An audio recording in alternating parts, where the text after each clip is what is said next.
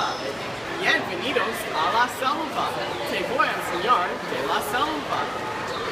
Más de 30 millones de plantas viven en la selva. Mira, es el canguro agrícola. Twiggy, ¿qué piensas de la selva? La selva es mi casa. Tiene las hojas y los frutos que como. Paso la mayoría de mi tiempo en los árboles. Gracias, señor Twiggy. ¿Sabías que todas las selvas cubren 6% del mundo?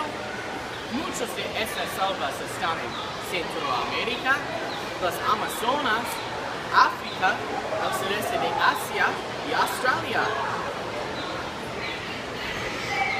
Aquí es mi amigo, el mono tamarín dorado. Hola, Dorito. Esta selva es hermosa. Solo 2% de mi habitación se queda a causa de deforestación. Es muy triste. El mono y el canguro necesitan la selva y ahora están cortando ahora mismo. ¡Oh no! ¿Qué pasó? Es uno menos árbol para el mono y el canguro. Deforestación es un problema muy grande. ¡Mira!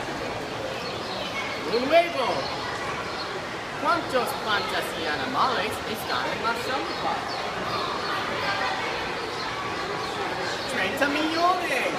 Muy bien. Great.